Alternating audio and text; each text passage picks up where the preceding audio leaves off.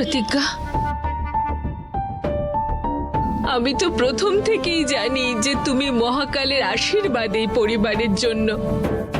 আর আজ রুহির প্রাণ বাঁচিয়ে এই কথাটাও তুমি প্রমাণ করে দিয়েছো। কাকিমা, আপনি এটা কি বলছেন? রুহিকে তো তপস্যা... না প্রতিজ্ঞা, তোমার আমাকে মিথ্যে বলার কোনো প্রয়োজন নেই। আমি জানি যে এই পরিবারের জন্য যা ভালো তুমি করেছো তার ঋণ কখনো শোধ হবে না, কিন্তু তার পরিবর্তে শুধু দুঃখ আর কষ্টই পেয়েছো তুমি এই পরিবারের কাছ থেকে। আর আমি তো নিজের চোখে দেখেছি যে ওই আয়ুর্বেদিক প্রলেপ, ওই তপস্যা নয়, তুমি আমার রুহির জন্য এনেছিলে। আর তুমি এমন মেয়ে যে নিজের ভালো কাজ সবার কাছে লুকিয়ে রাখো। না না কাকিমা, এতে সততার কি আছে? এটা তো আমারও পরিবার, তাই না? আর পরিবারকে রক্ষা করাই তো আমার ধর্ম। এখন আমি এতেই খুশি যে রুহি একদম ঠিক আছে। ভাগ্যবতী হও প্রতিজ্ঞা। আমি মহাকালের কাছে প্রার্থনা করব যাতে প্রেমের পরিবার তোমাকে খুব তাড়াতাড়ি আপন করে নেয়।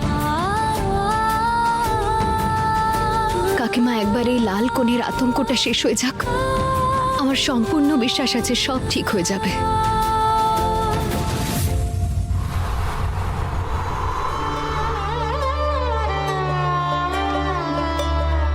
হে মহাকাল, আজ আপনার কৃপায় রুহির প্রাণ বেঁচে গেল।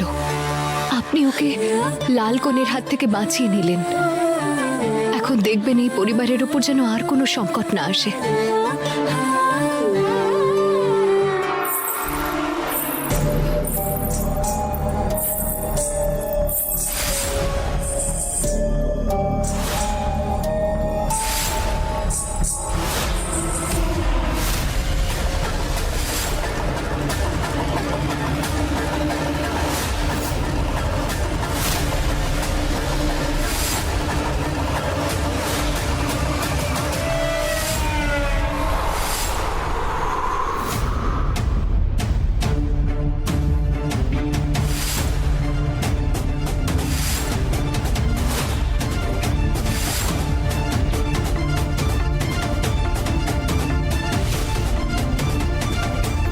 প্রতিজ্ঞা, কি হয়েছে? তুমি এত ভয় পেয়ে গেছো কেন? তপস্যা, দেখো,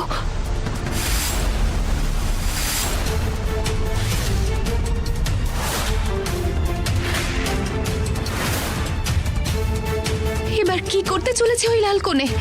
কে হতে চলেছে ওর পরবর্তী শিকার?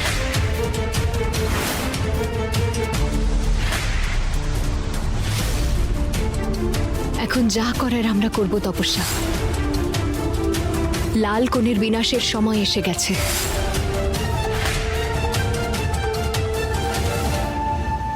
প্রতিজ্ঞা, আমার না খুব ভয় করছে। এখন তো তুমি আর স্বর্ণমোহিনীও নও, তোমার কাছে আর কোনো শক্তিও নেই। তাহলে তুমি লাল কোণের সম্মুখীন হবে কি করে? তপস্যা, যে সর্বদা সত্যের পথে চলে, মহাকাল সবসময় তার সঙ্গ দেন। আর যেখানে লাল কোণের কথা আসছে, তখন যদি কেউ লাল কাপড়টা পুড়িয়ে দিতে পারে তবেই ওই লাল কোণে শেষ হতে পারে। আমি জানতে পেরে গেছি যে লাল কোণের সমস্ত শক্তি ওর ওই লাল ওড়নায় রয়েছে। আর আমি জানি যে মালা দিদি হলো লাল কোণে, তাই ওনার ওই ওড়নাটা নিশ্চয়ই মালা দিদির ঘরেই আছে। যদি একবার ওই ওড়নাটা আমরা পুড়িয়ে ফেলতে পারি, তাহলে এই লাল কোণের আতঙ্ক শেষ। শুধু একটাই সমস্যা, যতক্ষণ মালা দিদিও নিজের ঘরে আছে ততক্ষণ ওর ঘরে গিয়ে আমরা এই ওড়নাটা খুঁজবো কি করে? প্রতিজ্ঞা, এই লড়াইতে তুমি একা নও, তোমার বোন তোমার সঙ্গে আছে। আমি মালা দিদিকে ওর ঘর থেকে বাইরে নিয়ে যাব, তারপর ওই লাল চেনে তুমি বাইরে বের করে নিও। কিন্তু মনে রেখো, তোমার যেন কোনো বিপদ না হয়।